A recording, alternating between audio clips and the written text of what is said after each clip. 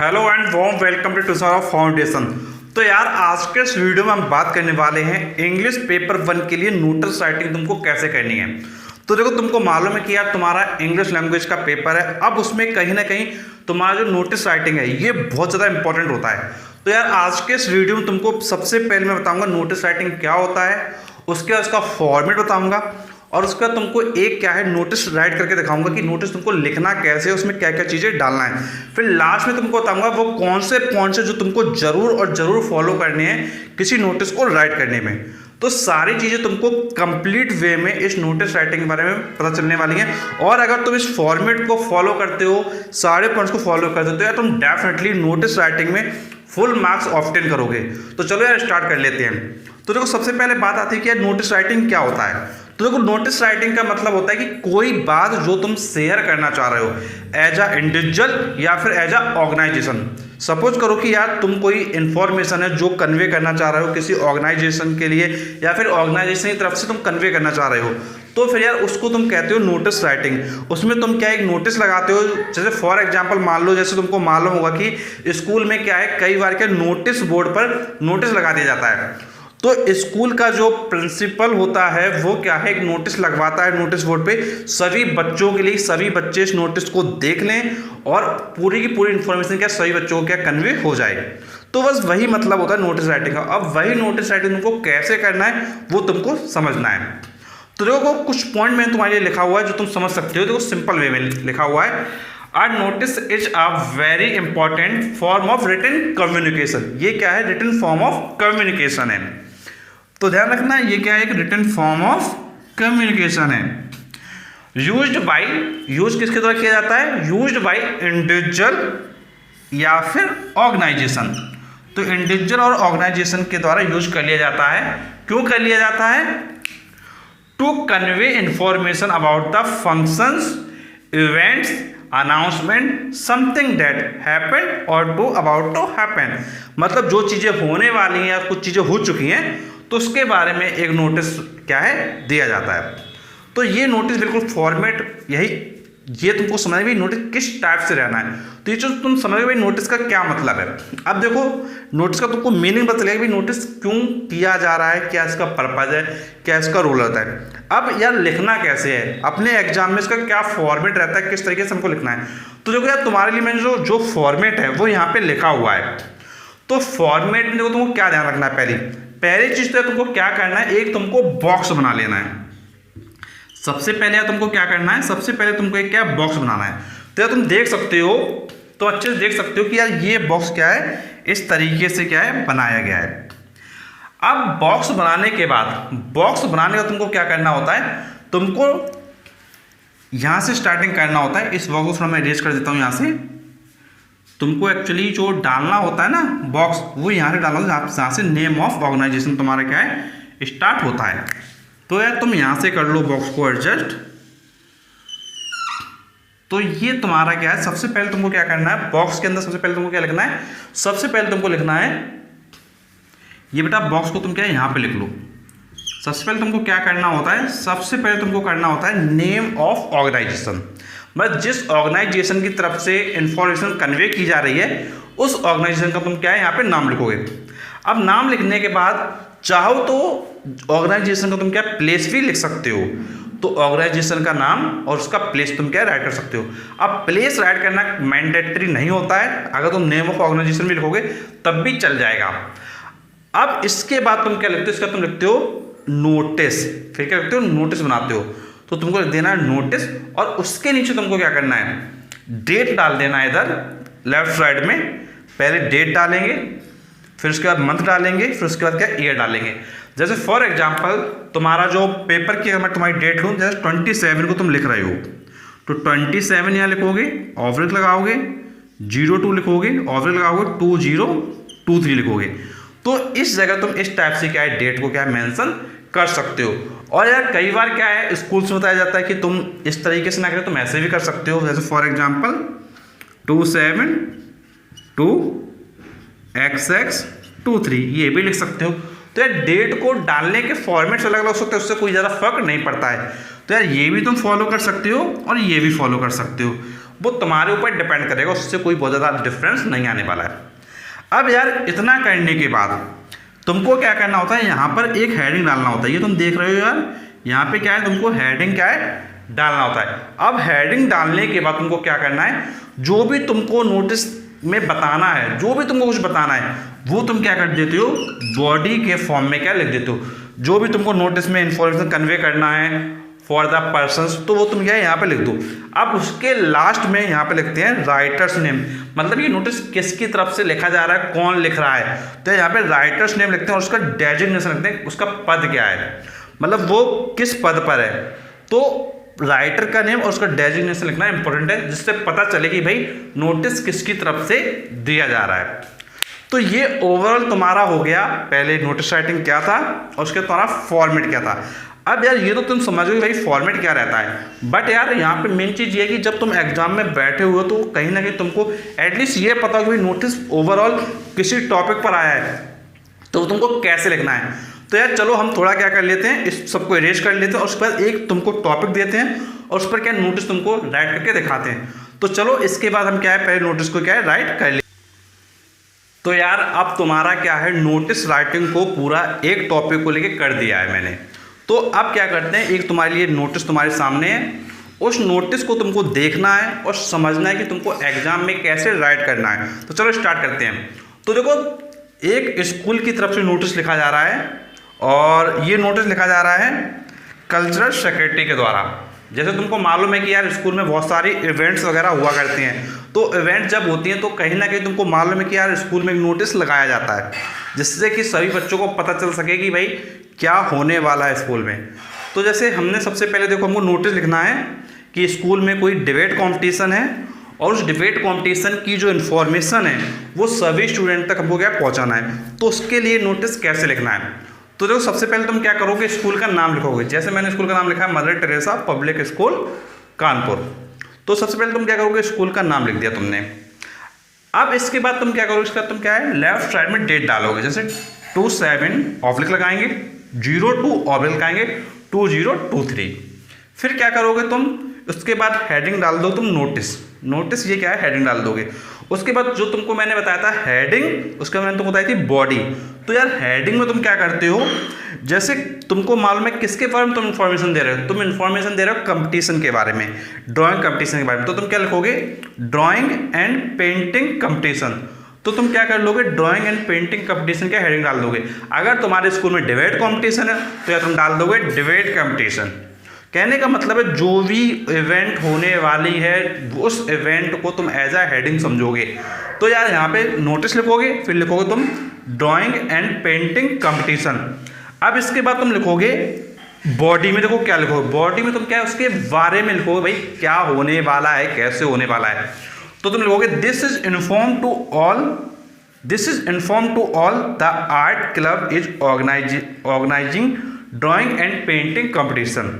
इस तरीके से तुमको जो जो भी लिखना है वो तुम क्या है यहाँ पे लिख दोगे। जो तुमको ये डॉटेड लिख रहा है, ये डॉटेड का मतलब है कि यार तुमको इसमें पूरा अपना जो इन्फॉर्मेशन है वो यहाँ पे प्रोवाइड कर देना है। जब ये तुम्हारी इन्फॉर्मेशन प्रोवाइड हो जाए तो लास्ट में क्या है, जो कल्चरल सेक्रेटरी है उसका यहाँ पे तुम क्या नाम लिख दोगे। जैसे मैंने यहाँ पे अभी नाम लिखा हुआ है, जैसे मैं अभी राइट कर रहा हूँ, चैनल की तरफ से राइट किया जा रहा है, तो मैं क्या लिख रहा हूँ, ट्यूशन वाला फाउंडेशन कल्चरल सेक्रेटरी। तो यार जैसे सपोज करो तुम्हारा नाम क्या है, रवि है, या तुम्हारा नाम मान लो गिरीश है, तुम्हारा नाम मान लो राधिका है, तो तुम लिख दो यार यहाँ पे राधिका कल्चरल सेक्रेटरी। तो इस तरीके से तुम किसी भी नोटिस को ईजिली कम शब्दों में राइट कर सकते हो। तो ये चीज़ ध्यान रखना कि इस तरीके से तुमको लिखना है। और यार ये जो तुमको बॉक्स दिखाई दे रहा है ना, ये जो बॉक्स तुमको दिखाई दे रहा है, तो यार ये बॉक्स बनाना क्या कंपलसरी है। ये मत सोचना कि तुम्हारे लिए डिज़ाइन बनाई गई है ऐसे ही फालतू का, ये डिज़ाइन नहीं है। ये नोटिस राइटिंग में तुमको बॉक्स बनाना पड़ता है।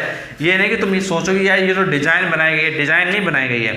तुमको नोटिस राइटिंग में क्या है, ये रिप्रेजेंट इसी तरीके से करना होता है। तो यार ये तुम समझ लो कि भाई नोटिस कैसे रिप्रेजेंट होगा, कैसे होगा। अब देखो इसके बाद इंपॉर्टेंट ये है कि देखो तुमको चाहिए मार्क्स। मेन चीज़ देखो क्या है, तुमको मार्क्स तुम्हारे आने चाहिए। अगर मार्क्स तुम्हारे डिडक्ट हो गए डेट मीन्स तुम्हारा पढ़ने का कोई मकसद नहीं रहा। तो यार मार्क्स के लिए तुमको अब ये समझना है कि मार्क्स किन चीज़ों पर होते हैं, कौन कौन से वो पॉइंट्स हैं जिन पर तुम्हारे मार्क्स हैं, और कौन कौन से जो पॉइंट्स हैं जिनको तुमको फॉलो करना है, उन पॉइंट्स पे तुमको क्या नंबर मिलेंगे। तो एटलीस्ट तुमको ये दो चीज़ें और पता होनी चाहिए कि भाई मार्क्स का क्या क्राइटेरिया रहता है और तुमको किस तरीके से मार्क्स मिलेगा। और यार एक सबसे बड़ी समस्या बच्चे के साथ रहती है, वो रहती है बॉडी वाली। अब देखो बॉडी वाली समस्या ये रहती है कि जो ये लिखा गया है, ये पोर्शन जो लिखा जाता है बॉडी में, तो यार ये किस तरीके से हमारे माइंड में थॉट्स आएंगे। अगर देखो हमारे माइंड में थॉट्स नहीं आए, डेट मीन्स यार कहीं ना कहीं हम इस चीज़ को क्या है फिर सही तरीके से नहीं लिख पाएंगे। तो माइंड में कैसे थॉट्स लाएंगे, किस तरीके से थोड़ा सोचेंगे, तो ये तीन चीज़ें और हमको अगर पता चल जाएं तो डेफिनेटली हमारा जो नोटिस राइटिंग है उसमें हमको क्या फुल मार्क्स मिल जाएगा। तो यार अब क्या करते हैं, इसको इरेज कर लेते हैं और उसके बाद तुम्हारे ये जो पॉइंट्स है मार्क्स वाला और किन पॉइंट्स को तुमको फॉलो करना है एंड तुम्हारा जो बॉडी वाला पार्ट है, इसके बारे में हम आगे डिस्कस कर लेते हैं। तो यार अब हम बात कर लेते हैं अबाउट द मार्क्स कि तुमको नोटिस राइटिंग में किन पॉइंट्स को फॉलो करके मार्क्स लेना है, किस तरीके से तुमको बॉडी रिप्रेजेंट करनी है। चलो स्टार्ट करते हैं। तो देखो सबसे पहले हम बात करते हैं कि यार तुम्हारे जो मार्क्स होते हैं वो किस बेसिस पर होते हैं।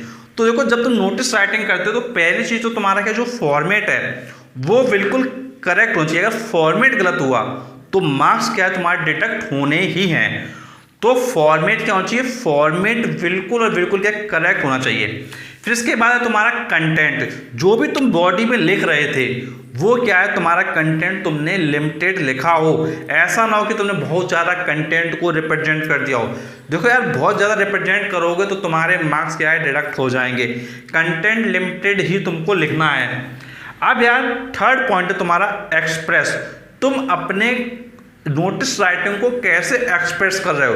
देखो एक चीज़ तुमने सुना होगा, जितना अच्छा एक्सप्रेशन होगा उतने अच्छे मार्क्स होंगे। तो यार वही चीज़ यहाँ पर है, जितना तुम बेटर वे में एक्सप्रेस करोगे नोटिस को उतने ही ज़्यादा तुम मार्क्स क्या है गेन कर पाओगे। ये चीज़ तुम बहुत अच्छे से ध्यान रखना। फिर नेक्स्ट है तुम्हारा यार ग्रामेटिकल एक्यूरेसी। काफ़ी बच्चे क्या करते हैं, सेंटेंस की जो फ्रेमिंग होती है वो ग्रामेटिकली क्या है रॉन्ग होती है। अगर सेंटेंस की फ्रेमिंग अगर ग्रामेटिकली रॉन्ग होगा देन यार तुम्हारे मार्क्स डेफिनेटली डिडक्ट होने वाले हैं। तो ग्रामेटिकली तुमको बिल्कुल उसको एरर में नहीं लेके आना है, ग्रामेटिकली वो क्या करेक्ट होना चाहिए। फिर लास्ट पॉइंट है कि यार तुम्हारी जो स्पेलिंग्स हैं वो गलत नहीं होनी चाहिए। अब देखो काफ़ी बच्चे क्या करते हैं कि यार स्पेलिंग कई बार गलत कर देते हैं। अब गलत करने के बाद देखो वो क्या करते हैं, अगर इनकेस यार कई बार ऐसा हो गया कि तुमसे गलती हो गई, तो अगर कोई चीज़ गलत हो गई है तो यार देखो उसको जैसे सपोज करो हमने ये वर्ड गलत लिख दिया है तो उसको तुम क्या ऐसे काट दो। कुछ बच्चे क्या करेंगे, जैसे मान लो ये गलत था तो उसको ऐसे काटेंगे ऐसे करके। तो यार ऐसे मत करना। और कुछ बच्चे होंगे क्या करेंगे, वो ऐसे काटेंगे ऐसे करके, उसके बाद इसको क्या ऐसे करके रंग देंगे। तो अगर तुमको काटना है तो इसको इस तरीके से काट दो, ये नहीं कि तुम उसको पूरा रंग के चले आए। अब देखो कई बार क्या होता है कि कंटेंट तुम्हारा बहुत सारा लिखा हुआ है, उस जगह क्या है एक लाइन अगर कहीं बीच में कटी हुई है तो यार वो नज़र नहीं आएगी। जब बहुत सारा पेज पे कंटेंट एक साथ होता है और बीच में एक लाइन कहीं एक शब्द कटा होता है तो वो इतनी जल्दी नज़र नहीं आएगा। मीन्स काटो ऐसे कि वो चीज़ें क्या है एग्जामिनर पकड़ ना पाए। और अगर तुमने उसको ऐसे रंगा है या इस तरीके से काटा तो यार एग्जामिनर को दिख रहा है कि तुम यहाँ कटिंग कर रहे हो, इसका मतलब तुमने कुछ ना कुछ क्या करी है, गड़बड़ी करी है। तो इसलिए वो गड़बड़ी तुमको क्या है एग्जामिनर तक नहीं पहुँचानी है। अगर एग्जामिनर तुम्हारी मिस्टेक पकड़ेगा डेट मीन्स वो तुम्हारे मार्क्स को डिडक्ट करेगा। तुम्हारा यार काम ही यही है कि एग्जामिनर से कैसे भी कर तुमको क्या मार्क्स खींचना है। मार्क्स या तुमको ऐसे फ्री हल्के में नहीं मिल जाएंगे, तुमको एग्जामिनर से मार्क्स को क्या खींचना पड़ेगा।